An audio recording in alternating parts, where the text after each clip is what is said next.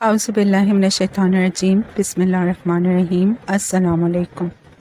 جیسا کہ آپ لوگ جانتے ہیں کہ میں نے ایک سیریز کا آغاز کیا ہے جس میں اسلامی تاریخ میں جو واقعات ایسے گزرے جس میں عدل و انصاف کے بارے میں ہمیں بتایا گیا، ان واقعات کے بارے میں آپ لوگوں کو جو ہے گائیڈ کر رہی ہوں، تاکہ جو ہے ہم اپنی روزمرہ کی زندگی میں بھی اور اپنے معاشرے میں، اپنی سوسائٹی میں بھی جو ہے عدل و انصاف اپنے اسلامی قوانین کے حساب سے رائج کر سکیں۔ ایک چھوٹی سی ہوپ ہے کہ ان واقعات کو سن کر اگر ایک دو لوگ بھی اپنے آپ کو صحیح کر لیں یا اپنے آپ کو سیدھے راستے پہ چلا لیں تو اس سے بڑا صدقہ جاریہ کیا ہوگا۔ تو میری کوشش ہے کہ جن کو معلومات نہیں ہیں ان کو معلومات حاصل ہو جائیں، اور جو ہے کوئی اگر اچھی راہ پہ نکل لے، سیدھی راہ پہ چل لے تو اس سے زیادہ خوشی کی کیا بات ہو سکتی ہے۔ ہم یہ نہیں کہتے کہ ہم بہت زیادہ اسلام کے مطابق چل رہے ہیں، لازمی خامیاں ہر انسان میں ہیں، پرفیکٹ کوئی بھی نہیں ہوتا، لیکن ہم یہ واقعات جان کر اور یہ دیکھ کر کہ کس طرح ہمارے انبیاء کرام اور ہمارے مسلمانان اسلام نے کس طرح سے جو ہے عدل و انصاف قائم کیا تھا اور ہر فیصلہ عدل و انصاف کے طور پر لیتے تھے۔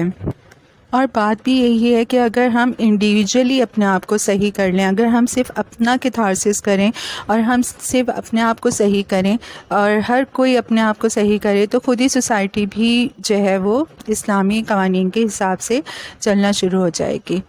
تو آئیے ہم آج سیکنڈ ایپیسوڈ کا جو ہے آغاز کرتے ہیں۔ اگر آپ لوگوں کو میری جو ہے یہ سیریز اچھی لگ رہی ہے تو آپ لوگ زیادہ سے زیادہ سبسکرائب کریں اور شیئر کریں تاکہ زیادہ سے زیادہ لوگوں کو اس سے استفادہ حاصل ہو سکے۔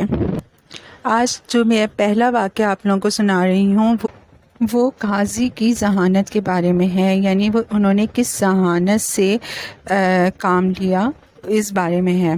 قاضی ابو الحسین بن عقبہ کہتے ہیں کہ میرے چچا کی بیٹی نہایت دولت مند تھی اور بہت امیر تھی۔ میں نے اس سے شادی کر لی اور اس کے مال سے استفادہ کرنے لگا۔ مال کی بدولت میں نے خفیہ طور پر ایک اور شادی کر لی۔ ادھر کسی شخص نے میری پہلی بیوی کو بتا دیا کہ میں نے دوسری شادی کر لی ہے۔ بس پھر کیا تھا، گھر میں طوفان آ گیا۔ میری بیوی سخت ناراض ہوئی۔ اس نے مجھ سے کہا کہ دیکھو تم میری دولت استعمال کرتے تھے، آج کے بعد تم ایسا نہیں کر سکو گے۔ میں تمہارے گھر نہیں رہنا چاہتی۔ تمہارے لیے ایک ہی راستہ ہے کہ یا مجھے رکھو یا اس دوسری بیوی کو۔ مجھے رکھنا چاہتے ہو تو اسے فوراً طلاق دو۔ گھر میں یہ جھگڑا چلتا رہا۔ میں نے اپنی بیوی کو سمجھایا کہ میری کوئی دوسری بیوی نہیں ہے، تو اس نے کہا کہ اگر تم سچے ہو تو یوں کہو میں تمہارے سوا تمام بیویوں کو طلاق دیتا ہوں۔ ادھر میں نے جس نوجوان لڑکی سے شادی کی تھی وہ خوبصورت ہونے کے علاوہ نہایت سمجھدار بھی تھی۔ اب میں 2 کشتیوں کا سوار تھا۔ پہلی بیوی میرے چچا زاد اور نہایت امیر تھی مگر مجھ کو پسند نہ تھی، اور دوسری بیوی غریب مگر سمجھدار تھی۔ میں گھر میں لڑائی نہیں چاہتا تھا۔ پہلی بیوی نے میرا خرچہ بند کر دیا۔ اب میرے لیے اس کے سوا کوئی چارہ نہ تھا کہ کوئی ایسا طریقہ اختیار کروں کہ میری پہلی بیوی بھی راضی ہو جائے اور اس کو تسلی ہو جائے کہ میں نے کوئی شادی نہیں کی، اور دوسری بیوی کو طلاق بھی نہ دینی پڑے۔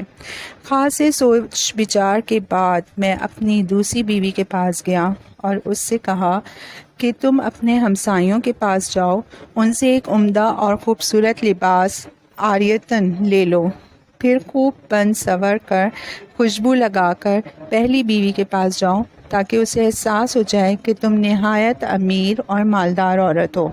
ملاقات کے وقت خوب رو رو کر آنسو بہانا اور اس کے حق میں خوب دعائیں کرنا۔ جب وہ تمہاری کثرت گریہزاری سے متاثر ہو جائے تو یقیناً تم سے پوچھے گی کہ تمہاری مشکل اور پریشانی کیا ہے۔ اب تم اس کو بتانا کہ میرے چچا زاد نے مجھ سے شادی کی ہے اور مجھے بتائے بغیر ایک اور شادی بھی کر لی ہے اور میرا مال اپنی دوسری بیوی پر خرچ کرتا ہے۔ مجھے تمہاری مدد کی ضرورت ہے، چونکہ تمہارا خاوند قاضی ہے۔ اس سے میری مشکل اور پریشانی بیان کرو، میری سفارش کرو، میرے ساتھ انصاف کرے وہ، اور میرے شوہر کو عدالت میں بلا کر اس سے پوچھ گچھ کرے۔ جب وہ تمہاری بات سن کر تمہیں میرے پاس لے کر آئے گی تو باقی معاملہ میں خود سنبھال لوں گا۔ میری تدبیر نہایت کامیاب رہی۔ میری ہدایت کے مطابق میری نئی بیوی نے نہایت خوبصورت لباس زیب تن کیا اور ایک مالدار عورت کے روپ میں ہمارے گھر آئی۔ میں اس وقت گھر ہی پہ تھا۔ اس نے آتے ہی زور زور سے رونا شروع کر دیا۔ میری پرانی بیوی نے اس کے آنسو پوچھے، اسے چپ کرایا، اس کی دلجوئی کی اور کہا کہ بہن بتاؤ تمہارا مسئلہ کیا ہے، کیوں رو رہی ہو؟ اب اس نے میرے کہے ہوئے الفاظ دہرا دیے۔ اس نے فوراً کہا، بہن میرا شوہر قاضی تو تمہارے شوہر سے بھی بدتر ہے، وہ بھی مجھے دھوکے میں رکھ کر شادی کیے ہوئے ہے۔ یہ کہہ کر وہ میری نئی بیوی کا ہاتھ پکڑے ہوئے غصے میں میری مجلس میں آئی اور کہنے لگی، اس بد نصیب بیوی کا حال بھی میرے ہی جیسا برا ہے، اس کی بات سنو اور اس کے ساتھ انصاف کرو۔ میں نے نئی بیوی سے پوچھنا شروع کیا، کیا بات ہے، کیا شکوہ لے کر آئی ہو؟ اس نے جو کچھ سکھایا پڑھایا گیا تھا سب عرض کر دیا۔ میں نے اس سے پوچھا، کیا تیرے چچا کے بیٹے یعنی تیرے شوہر نے تمہارے سامنے اعتراف کیا ہے کہ اس نے دوسری شادی کر رکھی ہے؟ اس نے کہا، نہیں، اللہ کی قسم، بھلا وہ میرے خوف کے مارے کیوں کر اعتراف کرے گا؟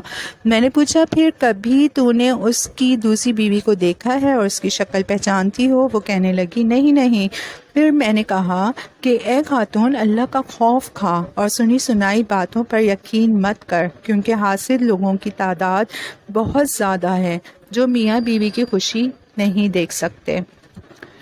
اس طرح جو لوگ عورتوں کو بگاڑتے ہیں ان کے پاس اس قسم کا ڈرامہ رچانے کے لیے بہت ہی ہیلے بہانے ہوتے ہیں اور وہ جھوٹ بھی بہت بولتے ہیں۔ مثال کے لیے میری ہی بیوی کو دیکھو، اس سے بھی کسی نے چغلی کھائی ہے کہ میں نے اس کے علاوہ بھی کسی عورت کی شادی کر رکھی ہے، جبکہ میں اس کے سامنے ایک قسم کھا کر کہتا ہوں کہ اس دروازے کے باہر اگر میری کوئی بیوی ہے تو میں اسے طلاق ثلاثہ دیتا ہوں۔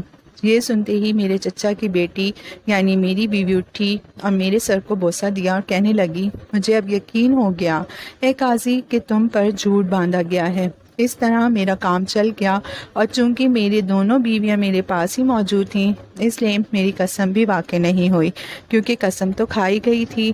دروازے سے باہر موجود بیوی کو طلاق کی۔ چلیں اب ہم دوسرا واقعہ جو ہے زیر غور لے کر آتے ہیں، اور یہ واقعہ رسول اکرم صلی اللہ علیہ وسلم کے بارے میں ہے کہ انہوں نے کس طرح سے عدل و انصاف سے کام لیا۔ ابو عمرو بن سیفی بن ہشام بن عبد مناف کی لونڈی سارہ مکہ مکرمہ سے چل کر مدینہ منورہ رسول اللہ صلی اللہ علیہ وسلم کی خدمت میں حاضر ہوئی، اور یہ اس دن کی بات ہے جب رسول اللہ صلی اللہ علیہ وسلم مکے پر لشکر کشی کی تیاری کر رہے تھے۔ رسول اکرم صلی اللہ علیہ وسلم نے اس سے دریافت کیا کہ اے سارہ، کیا تو ہجرت کر کے آئی ہے؟ اس نے کہا، نہیں۔ آپ نے فرمایا، کیا تو مسلمان بن کے آئی ہے؟ اس نے کہا، نہیں۔ آپ نے فرمایا، پھر کیوں آئی ہو؟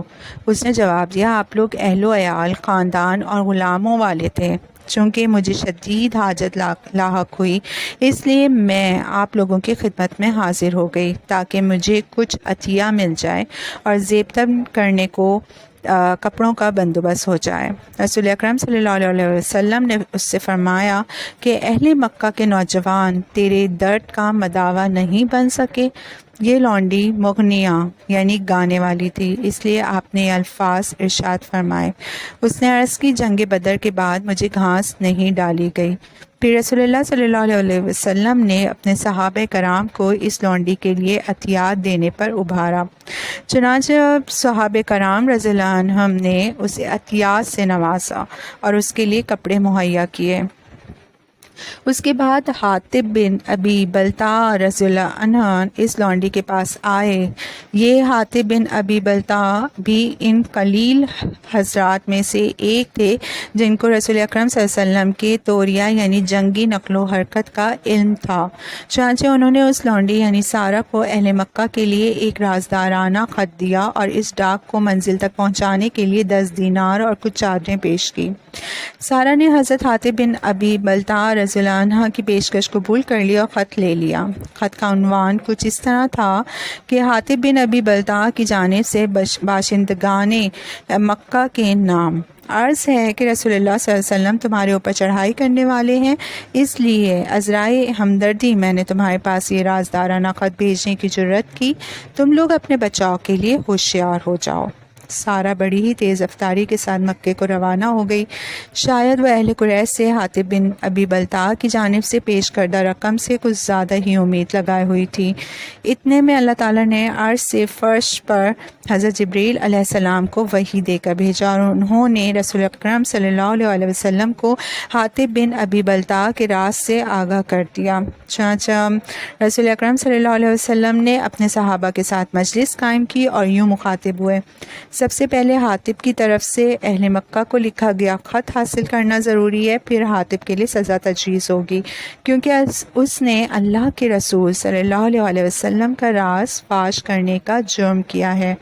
پھر رسول اکرم صلی اللہ علیہ وسلم نے علی بن ابی طالب، عمار بن یاسر، زبیر بن عوام، طلحہ، مقداد بن اسود اور ابو مرثد لیثی رضی اللہ عنہم کو سارہ کے پیچھے روانہ کیا۔ یہ تمام کے تمام شہ سوار تھے۔ آپ صلی اللہ علیہ وسلم نے ان سے فرمایا کہ جاؤ، جب روزہ خاک مدینے سے ہٹ کر ایک جگہ کا نام ہے یہ، وہاں پہنچو گے تو وہاں تمہیں ہودج میں سوار ایک عورت ملے گی جس کے پاس مشرکین کے نام حاطب بن ابی بلتع کا لکھا ہوا ایک خط ہوگا۔ اس سے خط حاصل کر کے اس کا راستہ چھوڑ دینا۔ اگر خط تمہارے حوالے کرنے سے انکار کرے تو اس کی گردن مار دینا۔ شہ سواروں کا یہ قافلہ گھوڑوں کو مہمیز لگاتا ہوا اور کوہ دشت عبور کرتا ہوا عورت سے اسی جگہ جا ملا جس کی خبر رسول اکرم صلی اللہ علیہ وسلم نے دی تھی۔ انہوں نے اس عورت سے پوچھا کہ خط کہاں رکھا ہے؟ عورت نے اللہ کی قسم کھا کر انہیں بتایا کہ میرے پاس کسی قسم کا خط نہیں ہے۔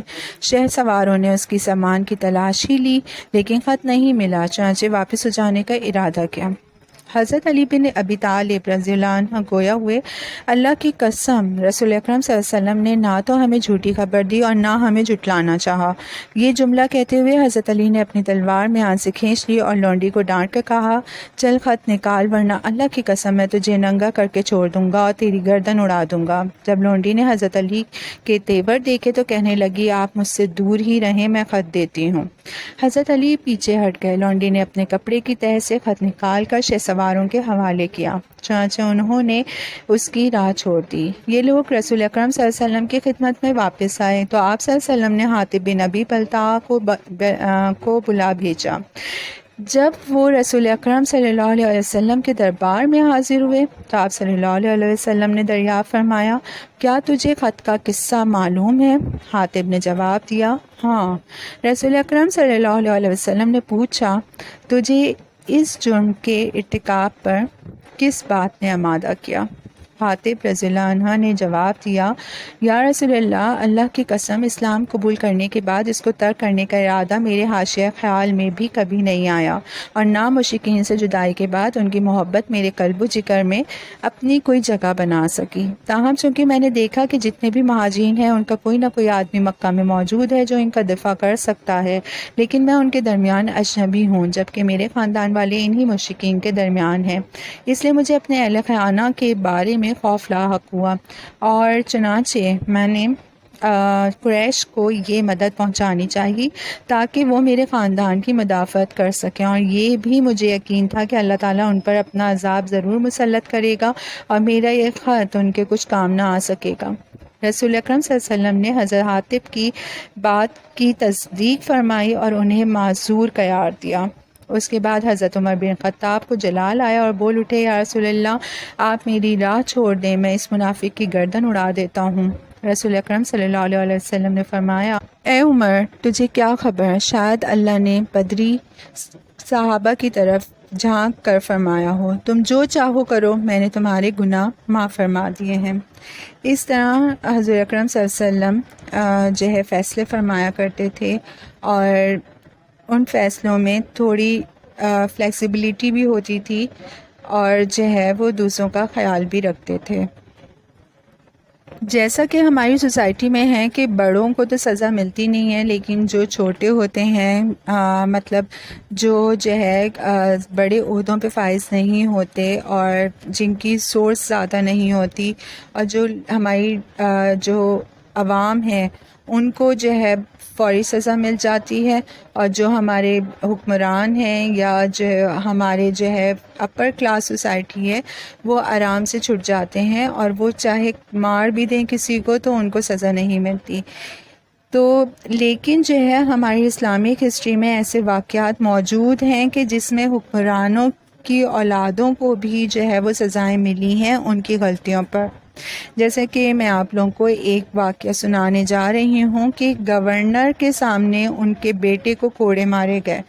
تو یہ ہوتا ہے عدل و انصاف کہ اگر کسی نے گناہ کیا ہے، کوئی جرم کیا ہے، چاہے وہ کسی گورنر کا بیٹا ہو، چاہے وہ پریزیڈنٹ کا بیٹا ہو، سزا اس کو وہی ملنی ہے جو ایک لوور کلاس انسان کو ملتی ہے۔ تو حضرت عمر بن عاص امیر المومنین عمر بن خطاب رضی اللہ عنہ کے عہد خلافت میں مصر کے حاکم تھے۔ مصر کا ایک آدمی حضرت عمر بن خطاب کی خدمت میں حاضر ہوا اور عرض کیا، اے امیر المومنین، میں ظلم سے آپ کی پناہ لینے آیا ہوں۔ حضرت عمر بن خطاب نے فرمایا کہ تم نے ایسے آدمی کی پناہ حاصل کی جو تمہیں پناہ دے سکتا ہے۔ مصری بولا، میں نے حضرت عمر بن عاص کے بیٹے کے ساتھ دوڑ میں مقابلہ کیا، میں اس سے آگے بڑھ گیا تو وہ مجھے کوڑے سے مارنے لگا اور کہنے لگا میں شریف خاندان کا بیٹا ہوں۔ یہ شکوہ سن کر حضرت عمر نے مصر کے حاکم حضرت عمر بن عاص کو خط لکھا کہ وہ اپنے بیٹے کے ساتھ تشریف لائیں۔ عمر بن عاص اپنے بیٹے کے ساتھ امیر المومنین کی خدمت میں حاضر ہوئے تو انہوں نے پوچھا، مصری کدھر ہے؟ وہ سامنے آیا تو کہا، یہ کوڑا لو اور مارو۔ امیر المومنین کا حکم ملتے ہی مصری عمر بن عاص کے بیٹے پر کوڑا برسانے لگا، اور امیر المومنین کہتے جا رہے تھے، شریف خاندان کے بیٹے کو مارو۔ حضرت انس کہتے ہیں کہ مصری نے عمر بن عاص کے بیٹے کو کوڑے لگائے اور اللہ کی قسم بہت مارا، اور ہم اس کی پٹائی چاہتے بھی تھے، لیکن مصری برابر مارے جا رہا تھا، حتیٰ کہ ہماری خواہش ہوئی کہ اب اس کی پٹائی بند ہو جائے۔ پھر حضرت عمر بن خطاب نے مصری سے فرمایا کہ کوڑا عمر بن عاص کی چندیا یعنی گنجے سر پر بھی لگاؤ۔ مصری نے عرض کیا، اے امیر المومنین، ان کے بیٹے نے میری پٹائی کیا اور میں نے اس سے قصاص لے لیا۔ پھر امیر المومنین عمر بن خطاب عمر رضی اللہ تعالیٰ عنہ کی طرف متوجہ ہوئے اور فرمایا، تم نے لوگوں کو کب سے غلام بنا رکھا ہے جبکہ ان کی ماؤں نے انہیں آزاد جنا تھا۔ عمر بن عاص رضی اللہ عنہ نے عرض کی، اے امیر المومنین، مجھے اس معاملے کی کچھ بھی خبر نہیں اور نہ یہ میرے پاس شکایت لے کر آیا تھا۔ تو دیکھیں کس طرح سے گورنر کے بیٹے کو اس کے سامنے کوڑے مارے گئے، کیونکہ اس نے اس جو ہے مصری کو کوڑے مارے تھے۔ تو یہ ہوتا ہے انصاف جو آج کل آپ لوگوں کو کہیں دیکھنے کو نہیں ملے گا۔ شکریہ۔ ہماری اسلامک ہسٹری میں ایسے واقعات موجود ہیں جو آپ کو ایک عام انسان کے لیے بھی عدل و انصاف سکھا رہے ہوتے ہیں، اور ایک حکمرانوں کو بھی یا جو بڑے عہدوں پر فائز ہیں ان کے لیے بھی جو ہے عدل و انصاف ہے۔ یعنی اگر کوئی جو ہے بڑی ہستی جو ہے وہ اگر گناہ کرتی ہے تو اس کو بھی سزا ملتی ہے، یہ نہیں ہے کہ اس کو جو ہے وہ چھوڑ دیا جائے کہ وہ بڑے لوگ ہیں، ایسا نہیں ہوتا۔ تو ہمیں اپنی اسلامک ہسٹری سے بہت کچھ سیکھنے کو ملتا ہے، بس شرط یہ ہے کہ ہم سیکھنا چاہیں۔ شکریہ۔